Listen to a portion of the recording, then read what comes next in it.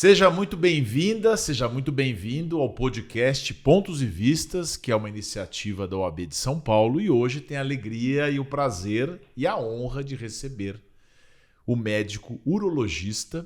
Afinal de contas, estamos acabando o mês de novembro, que é o mês em que se combate, que se lembra a importância da prevenção do câncer de próstata. E o Dr. Ronaldo Maia, que é urologista, vai participar com a gente para falar sobre esse universo do câncer de próstata e tudo no que diz respeito à saúde do homem e das pessoas em geral. Doutor Ronaldo, obrigado. Eu sei que você tem uma agenda pesada. Muito obrigado por comparecer aqui na OAB de São Paulo. Eu que agradeço, Sergei. É uma honra muito grande estar aqui com você mais uma vez. Uma pessoa que eu respeito, uma pessoa que eu admiro. E é uma honra muito grande poder falar isso para os advogados do Brasil, né? A importância da saúde masculina que o pessoal deixa um pouco de lado. Você ainda tem cirurgia para fazer hoje. Você veio aqui dar o depoimento e ainda tem cirurgia. Você falou raspagem de próstata. Isso. Você ainda vai fazer essa cirurgia Eu hoje? vou fazer uma raspagem de próstata e um controle de câncer de bexiga. Puxa vida.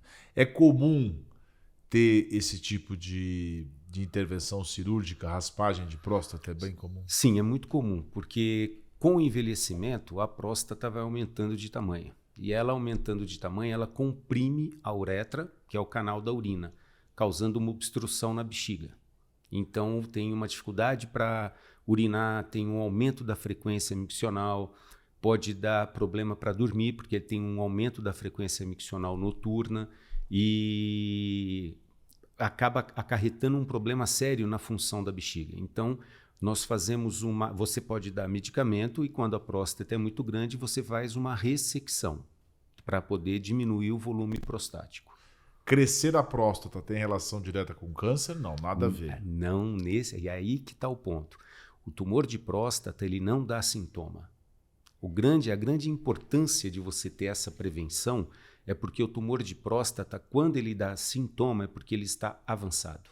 Eu atropelei um pouquinho. Vamos começar de novo nesse sentido, porque a gente já vai falar especificamente. Agora, por que o homem tem dificuldade ainda? 2024 e as brincadeiras, elas vão para tudo quanto é lado. Ah, o exame de próstata. Ah, o perigo é você se apaixonar. Por que ainda tem esse preconceito? Eu conheço gente que não fez exame de próstata e tem 45 anos, 50 anos. Ah, eu nunca fiz. Ainda fala com orgulho. Por que se cuida? Por que se tem isso ainda? É um machismo, uma bobagem, né? É uma bobagem muito grande, né? Um machismo muito grande que, de quando eu estou formado há 30 anos, já mudou muito. A população tem esses mecanismos de divulgação, está ajudando muito a conscientizar a população que precisa. A mulher, desde criança, é acostumada a ir ao ginecologista e o homem não, né?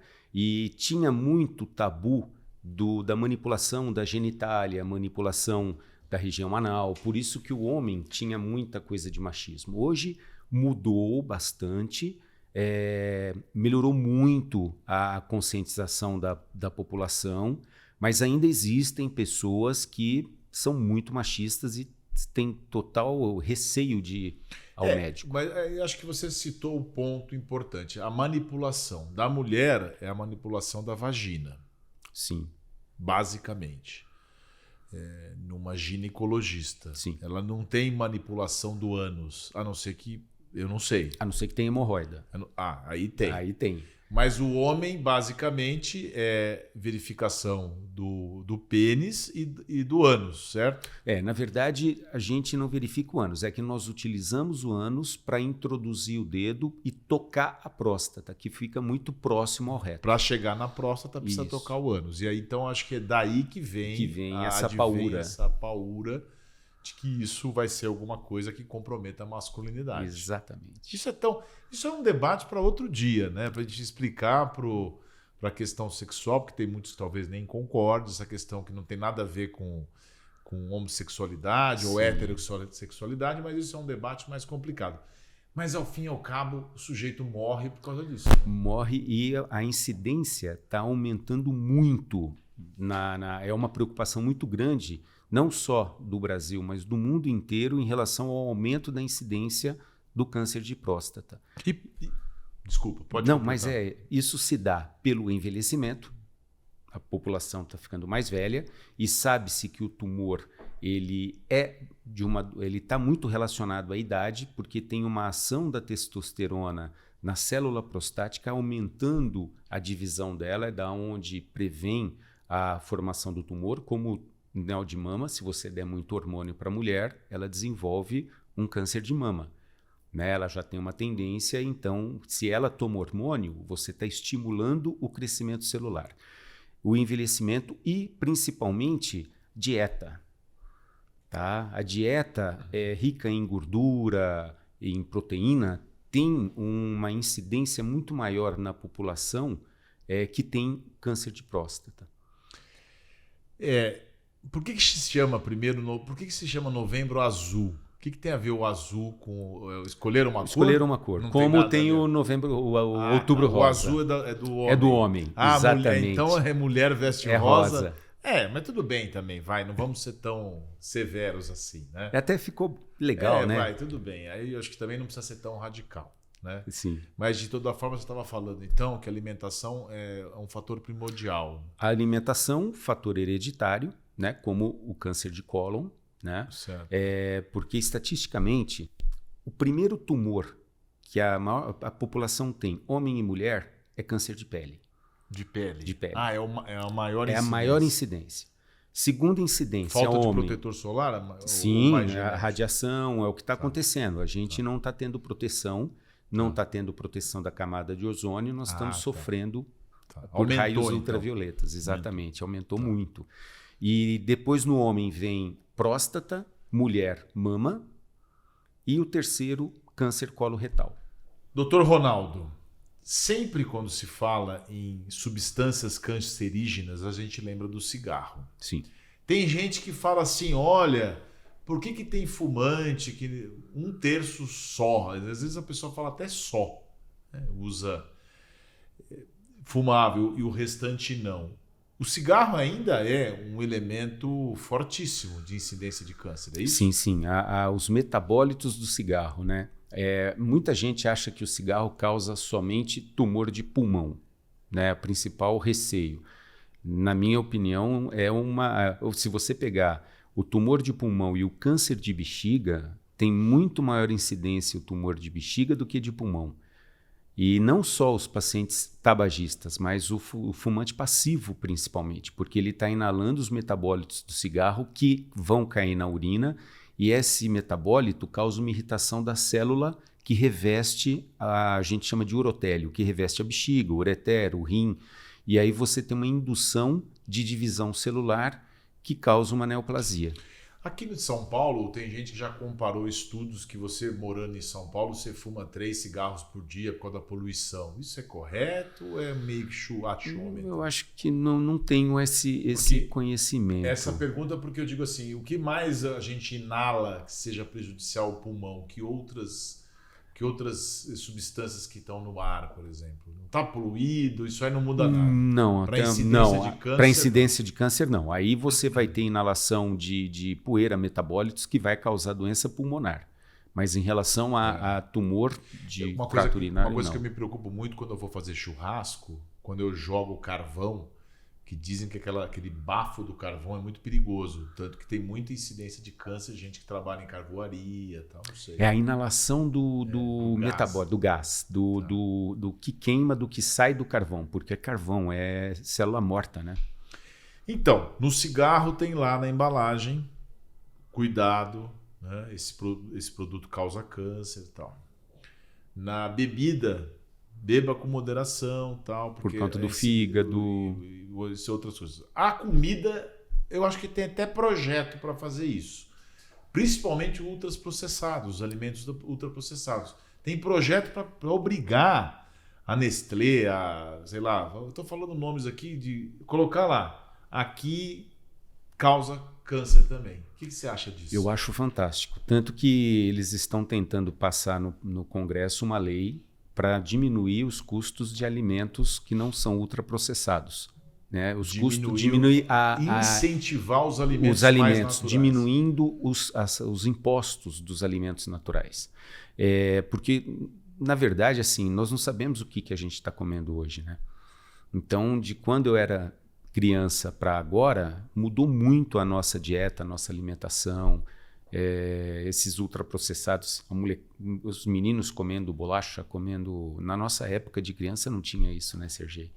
Então, mas quais são, eu não sei se exatamente, quais são os alimentos que são ultraprocessados? Salgadinho? São os salgadinhos embutidos, essas bolachas, os snacks da vida, né? Os snacks da vida. Então, isso daí só tem coisa... Você não está comendo nada saudável. Então, voltando à pergunta, né, anterior. Qual percentual você diria que é de alimentação e genética? Ou uma mistura dos dois? É uma mistura dos dois. A gente não consegue quantificar isso daí. Tem estudos agora que está sendo feito para tentar ver a alteração genética do câncer de próstata para que você possa fazer, ao invés de detectar precocemente, como o pessoal tem feito no câncer de mama, fazer um estudo genético para saber a predisposição de você desenvolver a doença. Já está sendo feito isso para câncer de próstata. E vai ser muito revolucionário. Tem né? alguma coisa a ver com aquele caso da Angelina Jolie, que ela teve... Sim, todo mundo na família teve câncer de seio, então ela resolveu fazer a mastectomia. Ela tirou total, antes de ter problema. Zero. Mas ela falou, bom, se todo mundo teve na minha família... Então, baseado nisso é que você está fazendo um estudo genético. Mas não dá para fazer isso na próstata, por exemplo. Estão estudando. Raspar antes? Não, raspar não. Eles querem detectar um gene que, se você tiver, você tem uma predisposição a ter o tumor. Minha tese de doutorado, nós estamos estudando proteínas para saber se a pessoa tem essa proteína, a KI67, se ela tiver essa proteína elevada, tendo o câncer de próstata, ela tem um prognóstico pior do que quem não tem. É isso que nós estamos estudando. Na mama já está sendo feito. Que interessante. Que é muito. Nós vamos conseguir fazer isso. Porque eu acho que é uma das grandes reivindicações da humanidade é a cura do câncer, né? Assim como a gente tem alguns marcadores, Todo né? mundo fala sobre cólon. Isso. Tem tido evoluções no tratamento, na prevenção e no diagnóstico, mas assim, para a cura mesmo, não teve tanta evolução, né, ao longo dos anos. Na verdade, a cura é a detecção precoce. Não existe. Não existe, tanto que quando você vai ao médico, o pessoal vai falar... que curasse, então, né? É isso que estão tentando desenvolver. Porque a cura hoje toma quimioterapia, detona a pessoa inteira e ainda pode voltar, né? Eu estou sendo simplista, claro. Sou advogado. Sim, mas a ideia, os estudos que estão sendo feitos é para você não deixar essa doença progredir, como o HIV.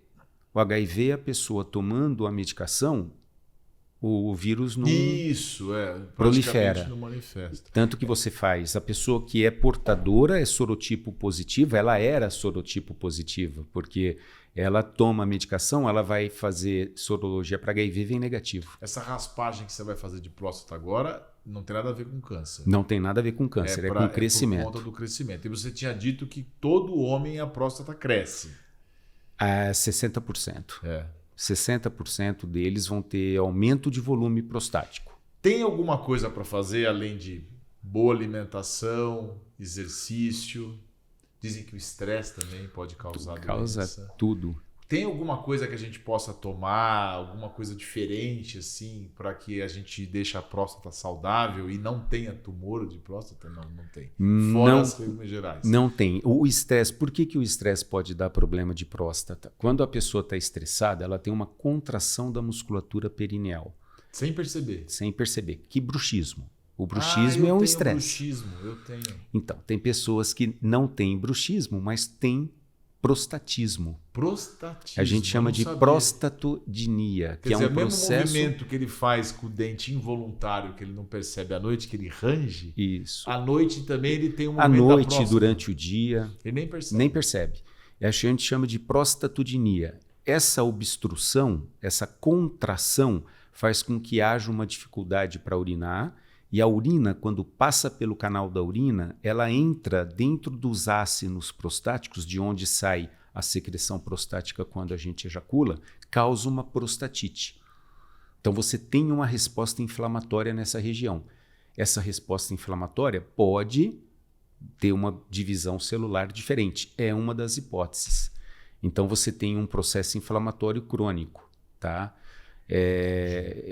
O estresse ele causa uma série de problemas. É muito comum. Hoje mesmo eu atendi um policial, um investigador, que tinha sintoma de obstrução, uma pessoa jovem, 52 anos, e eu entrei com um ansiolítico para ele, orientei ele a fazer alguns exercícios. Ele voltou, faz 2 anos que eu cuido dele. Ele falou: Ronaldo, não tenho mais nada. Entendi. Por estresse. Eu já ouvi alguma coisa que suco de tomate é bom, mas... O tomate, ele ajuda o licopeno. O licopeno, ele ajuda a diminuir a resposta inflamatória. Tá? Então, acredita-se que isso possa causar uma melhora na resposta inflamatória, com isso diminuindo a divisão celular, tentando prevenir o tumor. Eu conheço pessoas próximas que têm essa micção um pouco mais alargada, assim, mais... demorada. Demorada, e também tem que toda hora que vai ao banheiro. Isso. E esse povo não vai ver o que é. E às vezes pode ser uma próstata com uma próstata aumentada, pode ser uma contração da musculatura. E a demorada também pode ser um problema? Sim, demorada em que sentido? De exemplo, não ir ao banheiro? Eu acho que eu aguento bastante, assim, mas eu acho que não seja normal, mas assim, eu não tenho uma vontade tão grande assim. Então, você tem uma capacidade vesical boa, né? Então, assim, como que a gente percebe que a pessoa está tendo problema de próstata? Não só pelo aumento da frequência miccional durante o dia e a noite. Tem uma urgência, às vezes a pessoa dá vontade de urinar, tipo, nós estamos conversando aqui da licença RG, eu preciso ir ao banheiro, né? Ou vai ao banheiro, demora para o xixi começar a sair. A gente chama de hesitação, né? Ou então, quando tem aquela hesitaçãozinha, começa a urinar, fica lá. Pss. Vem uma pessoa do lado, faz xixi, vai embora, ele está lá. Pss. Eu tenho pacientes que não vão no banheiro público naqueles... Mas é vergonha também. Uma vergonha porque demora. Porque demora, Mas às vezes é vergonha específica. Como preconceito de ir ao médico para fazer exame de próstata. Pode ser. Mas aí no meu caso, já que nós estamos falando um pouco, eu, por exemplo, tenho vergonha mesmo. Não é porque demora, mas tenho vergonha. Eu não gosto. Aí você vai no privado. Mas acho que pode ter muita gente que é isso. Mas aí não é demora porque é demora normal, né? Então, pode ser a demora normal, mas tem uma contração. Então, por exemplo, quando você vai ao banheiro, se tem mais gente perto, você fica incomodado, fica receoso, aí você demora um pouco mais para começar a relaxar a musculatura do esfíncter e começar a urinar. Normal. Há algumas pessoas, sim. Ufa. Mas quando é muito frequente, independente de você estar com alguém ou sozinho... Então, por exemplo, você está na sua casa sozinho... Ok. Aí realmente pode ser uma coisa física. Isso. Mas quando tem gente, tudo bem. Isso, mas aí é isso que eu procuro saber na consulta com o paciente. Mas olha só, nós vamos fazer um intervalo, mas para você que está assistindo e é meu colega, você pode ter achado graça de eu ficar com vergonha. Mas mais sem vergonha é você que não tem vergonha. Isso que eu não entendo. Ele não tem vergonha de fazer xixi do lado do amigo, das pessoas que não conhecem, mas tem vergonha de ir lá no médico fazer o exame. Eu acho que o seu caso é bem pior que o meu. Nós vamos para o intervalo, a gente já volta com o Dr. Ronaldo aqui no podcast Pontos e Vistas, que é uma iniciativa da OAB de São Paulo. Atenção, jovem advocacia. Você que é recém-inscrito na OAB São Paulo ou já faz parte da Ordem Paulista. Chegou a 2ª edição do Oficina da Advocacia, o projeto inovador que vai transformar o início da sua carreira e proporcionar insights valiosos para a advocacia mais experiente. Com aulas repaginadas e novos conteúdos, a OAB São Paulo está ao seu lado para te apoiar nessa jornada. Aprenda sobre o universo OAB São Paulo, sistema ordem, advocacia nos tribunais superiores, ética, marketing jurídico e muito mais. Aulas curtas e objetivas, de 25 a 30 minutos, para você se organizar e aproveitar ao máximo. A primeira edição contou com quase 40 mil inscritos. Com a segunda edição, a OAB São Paulo reafirma o compromisso de estar ao lado da jovem advocacia e de todos os profissionais do Estado. Acesse a área restrita do site da OAB São Paulo e não perca essa oportunidade.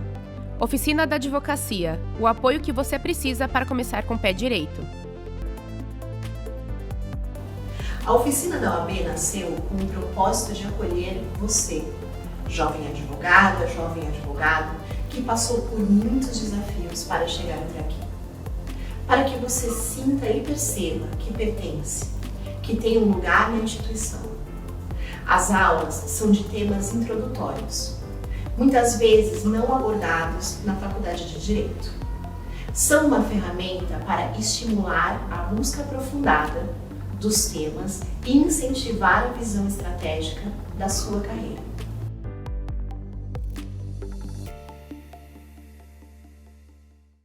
Estamos de volta aqui no podcast Pontos e Vistas, que é uma iniciativa da OAB de São Paulo, hoje conversando com o médico urologista, Dr. Ronaldo Maia. Doutor, a gente estava falando sobre prevenção. Mês Novembro Azul, a gente mencionou aqui muita coisa. Tem o exame de toque e tem o exame de sangue, que é o PSA. Antígeno prostático específico. Esses dois exames são suficientes para começar a ter um diagnóstico ou basta um deles isoladamente? Não, na verdade, assim, quando você faz igual o exame de mama, você faz um exame de mama, detecta um nódulo. Então, isso já acende uma luz amarela.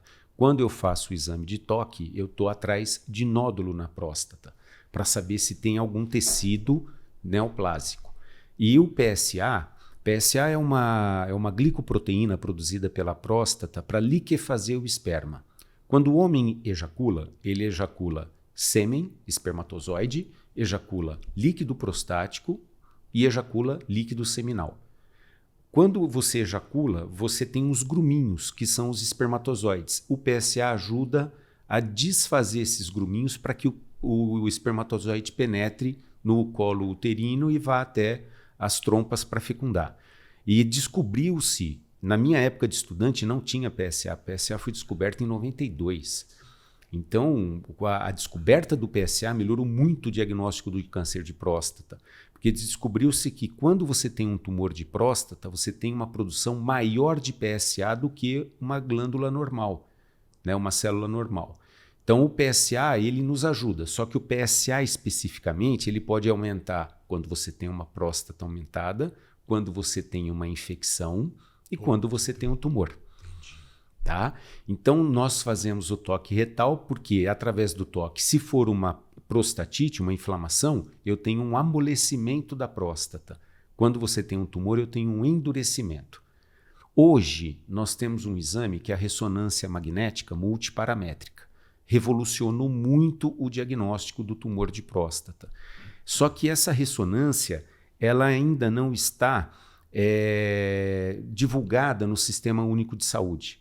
É um exame caro, né? A gente tem pedido a ressonância quando nós temos uma suspeita de que o paciente possa ter um tumor, por isso que aumentou também muito o diagnóstico do tumor de próstata. Então, quando eu faço a ressonância, eu vejo se você tem áreas que captam mais o marcador da ressonância, do contraste, então essa célula pode ser uma célula tumoral. Então, como na mama você tem o BRADS, na tireoide você tem o TRADS e na próstata você tem o PRADS. Então, ele consegue saber se tem uma possibilidade de tumor ali. E o que ajudou muito a inteligência artificial para a gente, você acaba fazendo quando você vai fazer a biópsia, no meu tempo de residência, nós fazíamos uma biópsia às cegas. Fazia o toque transretal, ia com uma agulha no períneo, ligando até a próstata e biopsiava.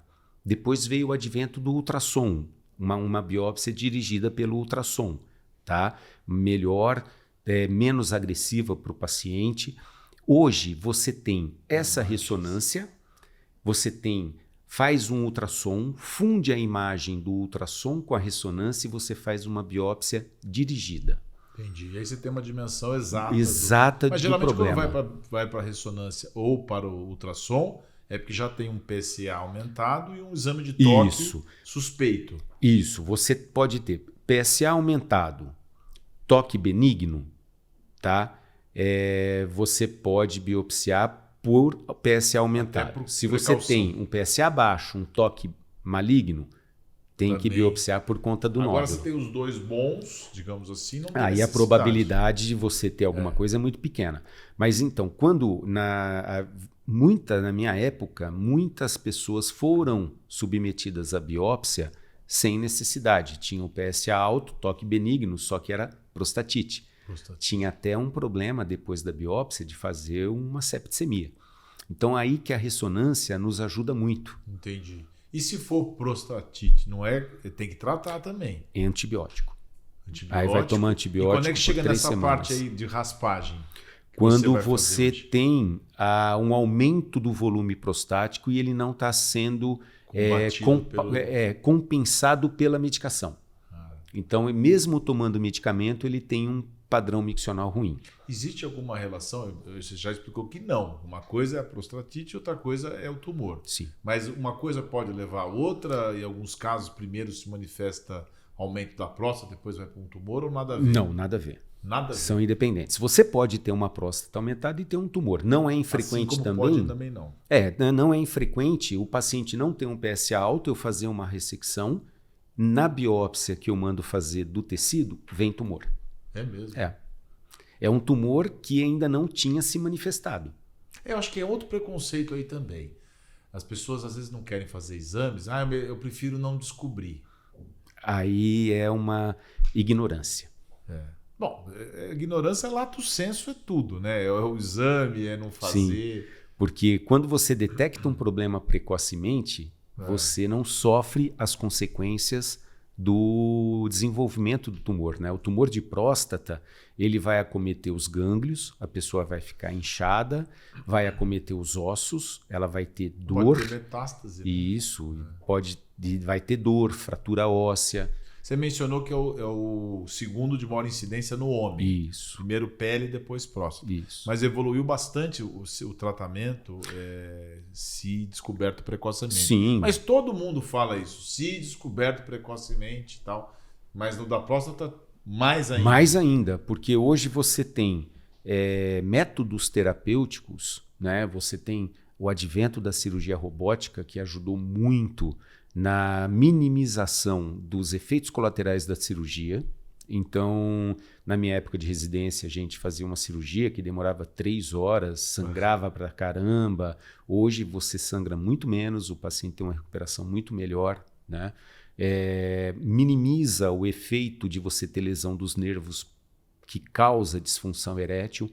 Então, você tratando precocemente, você hoje, com os métodos atuais, você tem uma qualidade de vida muito melhor. Olha só as perguntas difíceis que eu tenho que fazer, porque é o mês Novembro Azul e você que é advogado tem que prestar atenção. Olha, essa é a minha próxima pergunta. Presta atenção como é complicado. Tem casos em que a pessoa perde totalmente tem que tirar a próstata toda. Tem que tirar quando você perde a virilidade. Perde a ereção, fica não com uma ereção. Né? É ereção. Mas é certo falar virilidade? Não, a virilidade está relacionada. Isso. Está muito relacionada à libido, ao hormônio. Tá, mas ele perde a ereção. Ele fica com uma disfunção erétil. E 50% dos pacientes que são submetidos à prostatectomia radical evoluem com disfunção erétil. Hoje minimizou um pouco com o advento da cirurgia robótica. Mas por que tem que ter essa total? Porque já está tomado? O tumor está grande? Porque eu não consigo. Quando você tem um tumor de próstata, eu não consigo tirar aquele pedaço que está com tumor. Eu tenho que ressecar a próstata e as vesículas seminais. Mas não todo caso. Depende do avanço. Todo caso. Mas então toda é total? É total. Se você tiver câncer de próstata, tem que tirar tudo. E aí como é que o homem faz para ter ereção? Se ele evoluir, não são todos que evoluem. Se evoluir com disfunção, você tem medicamento via oral, né? Você tem a sildenafila, a tadalafila. Se ele evoluir com? Disfunção erétil. Tá. Não são todos, né? Tem gente que faz total e continua normal. Numa boa. Continua numa Mas boa. por que se a próstata foi arrancada? Na verdade, não é a próstata que está relacionada à ereção. São os nervos que passam ao redor da próstata. Imagina a próstata sendo esse microfone, os nervos aqui. Quando eu vou ressecar a próstata, eu posso pegar o nervo. Mas e aí isso você... é uma questão de perícia? Não, é uma questão de anatomia. Tá. Então depende de cada caso. Cada caso... É benefício genético também. Exatamente. Ele pode ter, digamos, a sorte, entre aspas, nesse ressecamento não atingir tantos os nervos. Exatamente. E aí você tem a medicação via oral, você pode ter uma injeção que a gente aplica no pênis para poder estimular a ereção, tá? E tem a prótese peniana. É uma vida que poderia não ter essas consequências se ele tivesse feito antes. O exame de toque poderia detectar no começo esse tumor ou não? Não, independente. O tumor, aí ele vai ter a disfunção não pelo tumor, é pela cirurgia. O tumor, quando está muito avançado, aí ele gera disfunção erétil, que pode ser também uma das queixas quando o paciente nos procura. E quando é que ele tem que fazer, além do exame da próstata, do toque, ele também tem que fazer não é endoscopia, como é que chama a outra que examina o intestino? Colonoscopia. A colonoscopia, a gente indica quando você tem antecedente familiar fazer a partir dos 40 anos. Aí poderia ter um problema no intestino No mesmo. intestino. Você pode ter próstata saudável e PSA bom e mesmo assim estar com problema no intestino? Sim. São coisas distintas. Que aí a questão das fezes, sangue nas fezes. Sangue nas fezes, obstipação, fezes endurecidas. Aí está muito relacionada à dieta também, com o intestino lento. Então você pode ter uma lesão da célula do intestino causando uma neoplasia de intestino. Entendi. Mas aí já é uma outra parte. Já é outra. Aí quem cuida é o gastro. Na sua área, você recomenda... Qual que seria o recomendável exame de próstata? Qual é a periodicidade? Isso. Hoje, a sociedade ela preconiza, quando você não tem antecedente familiar, fazer a partir dos 50 anos. Quando você tem antecedente familiar, fazer a partir dos 45 anos. Tá? Particularmente, eu acho que o homem ele deveria ir ao médico sempre. Né? Fazer pelo menos para fazer um PSA, para fazer um check-up, para ver como estão as partes hormonais, né? O que eu tenho detectado muito é pelo estresse o pessoal ter um aumento do estradiol e aí começa a ter sintomas de acúmulo de gordura, de cansaço, né? Aí entra o estresse, tudo aquilo que a gente estava falando. Então eu particularmente eu acho que como a mulher vai ao médico, o homem tem que ir ao médico também. E ter um urologista para chamar de seu, né? No meu caso é você. Eu vou confessar muita honra. Que o Ronaldo é meu urologista e o meu primeiro exame de próstata foi com a doutora Gelita Birgama, que é uma acadêmica, nossa, é uma mulher brilhante. É a única mulher que escreve na revista em Londres. Enfim, ela tem na área dela. E eu me lembro que eu tinha 19 anos, ela puxou minha ficha outro dia, falou, você veio aqui com 19 anos, sua cabeça nunca prestou, ela disse. Porque aí eu acho que é a questão do estresse. Eu sempre tive problema de intestino. E como eu tenho um avô, pai da minha mãe, que eu não conheci, que teria morrido por conta de um câncer de intestino. Então, na minha cabeça, isso sempre foi presente. Perfeito. Então, eu já fazia desde os 19 anos. Eu nunca tive preconceito. Meu preconceito é ter alguma coisa. Sim, exatamente. Agora, o que eu ia te perguntar agora? Na verdade é o seguinte, eu fiquei pensando nessa questão do preconceito, do exame. Então, qual que é mesmo o tempo que é preconizado pela sociedade? E nós fazemos anual. Anual. Como você vai fazer um check-up, eu tenho pacientes que me procuram semestralmente, não só para fazer o exame, não que vai fazer o exame de próstata semestralmente, mas eles vêm para ver como estão os cuidados da saúde, saber se está tudo bem, acompanhar o ultrassom, porque eu como urologista, eu sou um médico, como você sabe, eu sou um médico por inteiro. Então eu acabo vendo o meu paciente como um todo e acabo encaminhando para as disciplinas que eu vou detectando o problema. Mas o homem, a gente preconiza fazer o exame anual, que é quando você tem uma possibilidade de você desenvolver alguma doença. Doutor, vida saudável. A gente já falou aqui de ginástica, de dieta. Hoje está tudo muito fácil, os alimentos, está tudo muito na mão.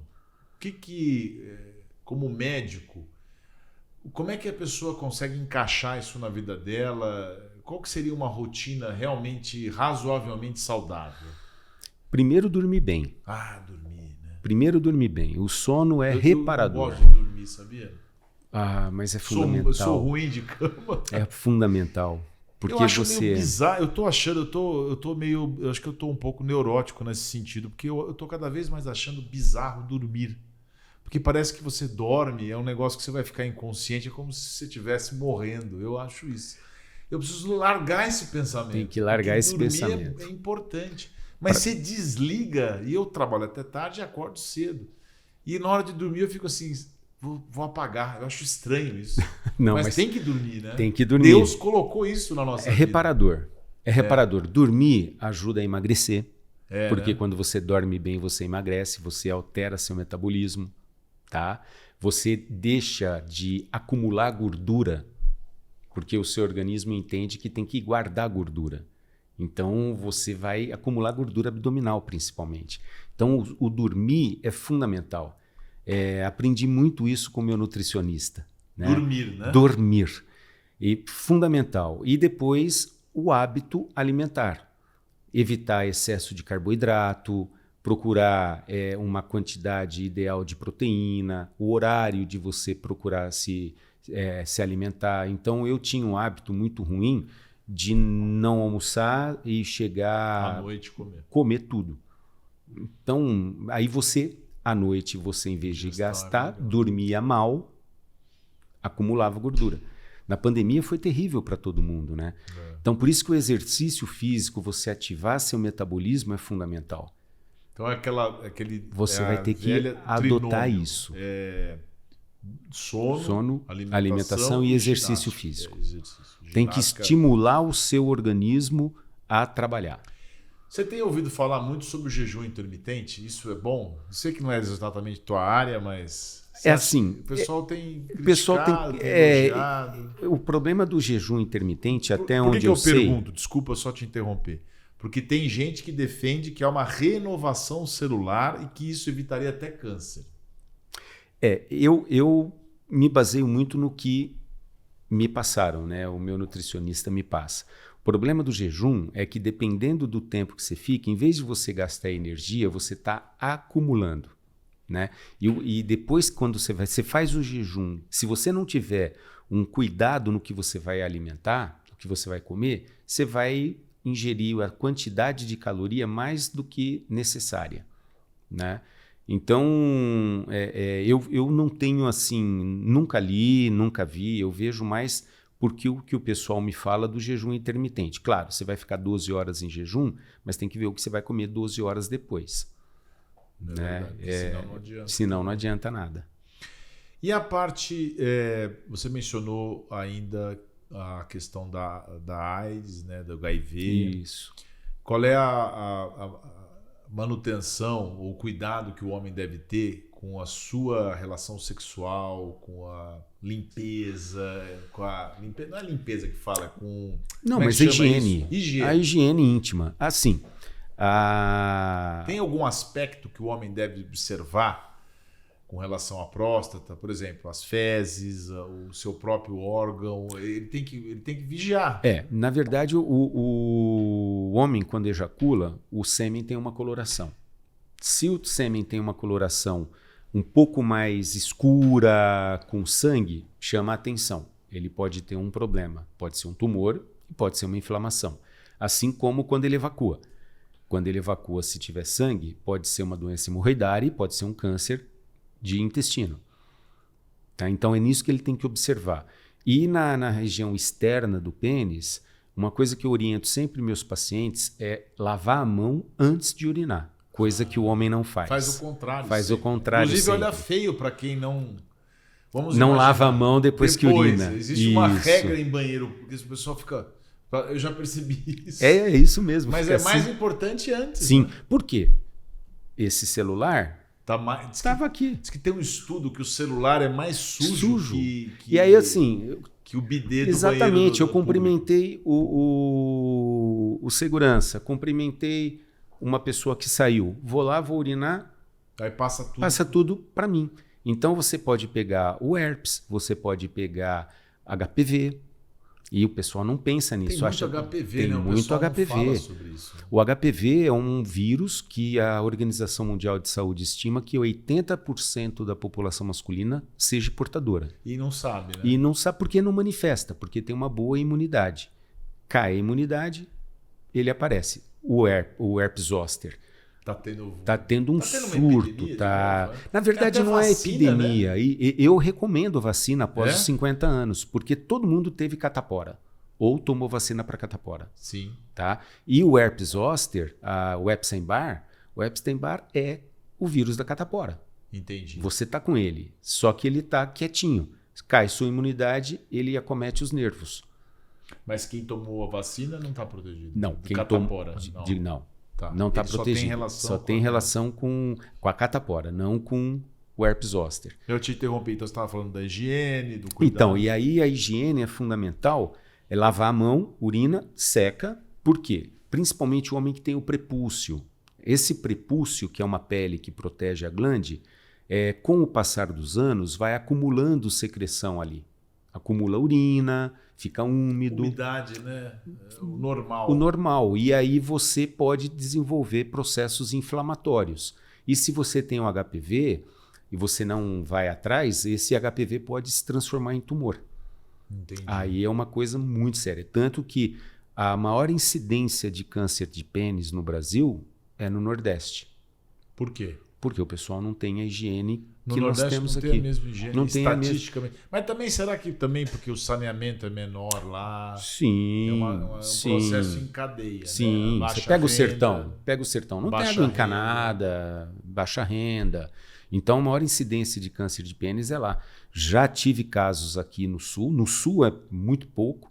Já tive casos aqui em São Paulo de pessoas que vieram de fora para poder tratar, porque não tem a noção, tem uma ferida no pênis e deixa. É incrível como no Brasil a gente ainda tem isso, né? Eu estava conversando com a moça que trabalha lá em casa, estava contando que a sobrinha apanhou do companheiro lá na cidade dela, em Minas. Eu falei, mas não chamou a polícia? Ela falou, não tem polícia na cidade. Tem que vir de uma outra cidade. Aí quando vem, ele já fugiu. Então lá tem lugar que não tem médico, não tem polícia. E tem lugares que tem polícia, e eu já falei isso em outros programas. Você vai lá, tá fechada a delegacia.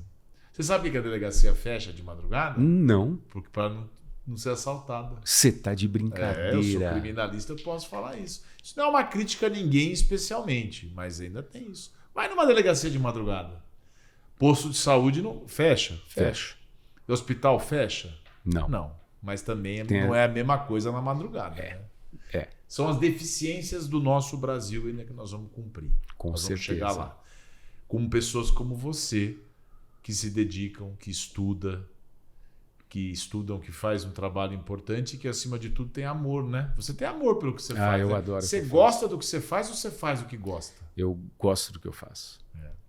Eu acho que você tratar uma pessoa, você resolver o problema dela, é tudo. Você trabalha em que hospitais, em que lugares? Eu tenho a além do teu clínica privada, consultório? eu sou lá do Hospital do Rim, né? O Hospital do Rim é uma fundação Hospital do Rim, né? que a sua mãe ajudou muito no início da fundação. O Hospital do Rim é uma fundação que é voltada para doenças renais. E hoje nós somos o maior centro mundial de transplante renal. Eu tenho a honra de estar lá desde quando foi inaugurado. Fiquei na diretoria clínica 12 anos. O Dr. Medina é o nosso superintendente, é uma pessoa fantástica que mudou o transplante renal no Brasil. Hoje no rim nós fazemos uma média de 100 transplantes por mês. Puxa, bastante, hein? Dá mais do que... No ano passado nós fizemos 2 por dia. 1.116. Dá Não, mais de 3 por dia. E tem estrutura para isso? Tem estrutura para isso. E 80% pelo SUS. E é uma coisa assim fantástica. Eu fico também no Oswaldo Cruz, o Hospital Alemão Oswaldo Cruz, que é um hospital que abriu as portas para mim. Eu sou credenciado lá há um tempão, desde 2001. E é um hospital que oferece tudo o que eu preciso para... Oswaldo Cruz também é uma boa referência, né? para poder... Hospital do Rim e Oswaldo Cruz são dois. São duas referências. Eu me sinto em casa lá no Oswaldo Cruz.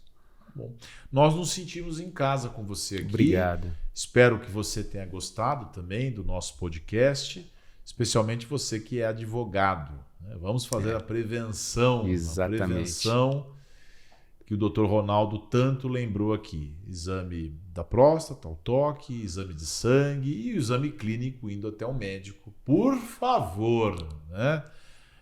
Deixa de ter essa quinta série na cabeça e isso não é um troféu, muito ao contrário, você pode prejudicar a tua saúde e de quem você ama também. Então, doutor Ronaldo, muito obrigado. Obrigado você.